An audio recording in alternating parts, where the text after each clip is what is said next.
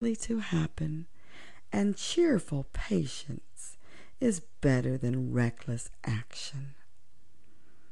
"All right," returned Dorothy. "Take your time, Ozma. There's no hurry. How about some breakfast, Lady Aurex?" Their hostess led them back to the house, where she ordered her trembling servants to prepare and serve breakfast. All the Skeezers were frightened and anxious over the transformation of their queen into a swan. Coo ee oh was feared and hated, but they had depended on her magic to conquer the Flatheads, and she was the only one who could raise their island to the surface again.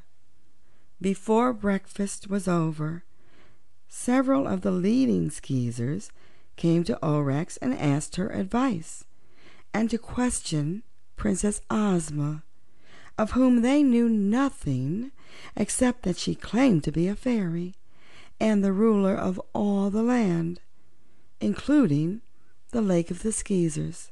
"If what you told Queen Coo ee oh was the truth," they said to her, "you are our lawful mistress, and we may depend on you to get us out of our difficulties." "I will try to do that," Ozma graciously assured them. "But you must remember that the powers of fairies are granted to bring comfort and happiness to all who appeal to them. On the contrary, such magic as Coo ee oh knew and practiced is unlawful witchcraft, and her arts are such as no fairy would condescend to use. However, it is sometimes necessary to consider evil in order to accomplish good, and perhaps by studying Coo ee oh's tools and charms of witchcraft, I may be able to save us. Do you promise to accept me as your ruler and to obey my commands?" They promised willingly. "Then," continued Ozma, "I will go to Coo ee oh's palace and take possession of it.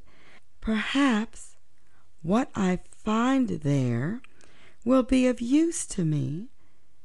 In the meantime, tell all the Skeezers to fear nothing, but have patience. Let them return to their homes and perform their daily task as usual. Coo ee oh's loss may not prove a misfortune, but rather a blessing."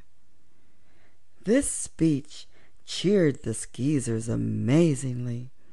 Really, they had no one now to depend on but Ozma, and in spite of their dangerous position, their hearts were lightened by the transformation and absence of their cruel queen. They got out their brass band, and a grand procession escorted Ozma and Dorothy to the palace, where all of Coo ee oh's former servants were eager to wait upon them. Ozma invited Lady Aurex to stay at the palace also, for she knew all about the Skeezers and their island, and had also been a favorite of the former queen, so her advice and information were sure to prove valuable. Ozma was somewhat disappointed in what she found in the palace.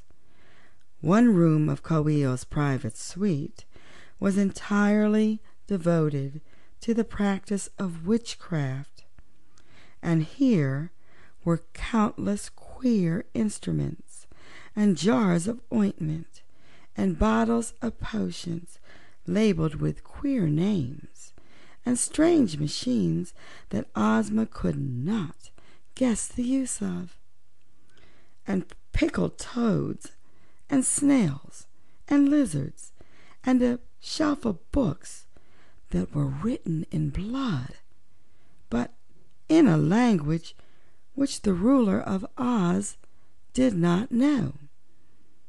"I do not see," said Ozma to Dorothy, who accompanied her in her search, "how Coo ee oh knew the use of the magic tools she stole from the 3 adept witches.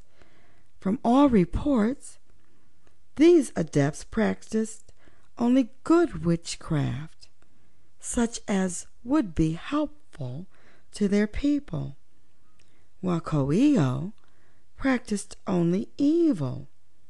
Perhaps she turned the good things to evil uses," suggested Dorothy.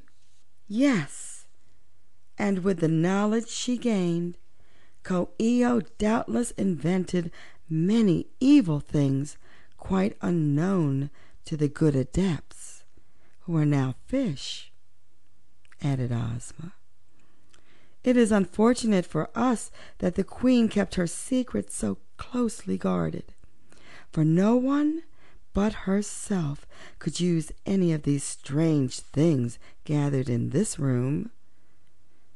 "Couldn't we capture the diamond swan and make her tell the secrets?" asked Dorothy. "No.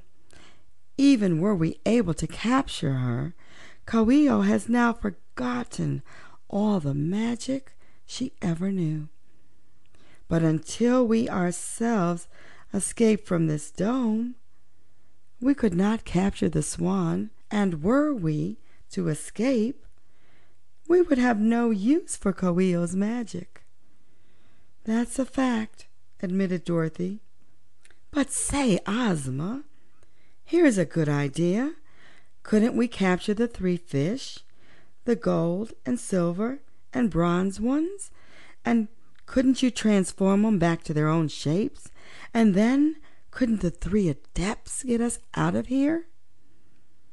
"You are not very practical, my dear Dorothy. It would be as hard for us to capture the 3 fish from among all the other fish in the lake as to capture the swan. But if we could, it would be more help to us," persisted the little girl. "This is true," answered Ozma, smiling at her friend's eagerness. "You find a way to catch the fish, and I'll promise when they are caught to restore them to their proper forms." "I know you think I can't do it," replied Dorothy, "but I'm going to try."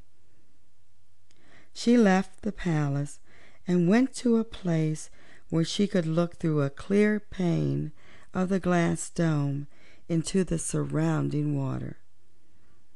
Immediately, she became interested in the queer sights that met her view.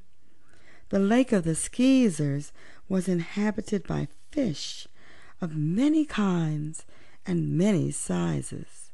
The water was so transparent that the girl could see for a long distance, and the fish came so close to the glass of the dome that sometimes they actually touched it. On the white sands at the bottom of the lake were starfish, lobsters, crabs, and many shellfish of strange shapes and with shells of gorgeous hues. The water foliage was of brilliant colors, and to Dorothy it resembled a splendid garden. But the fish were the most interesting of all. Some were big and lazy, floating slowly along, or lying at rest with just their fins waving. Many, with big round eyes, looked full at the girl as she watched them, and Dorothy wondered If they could hear her,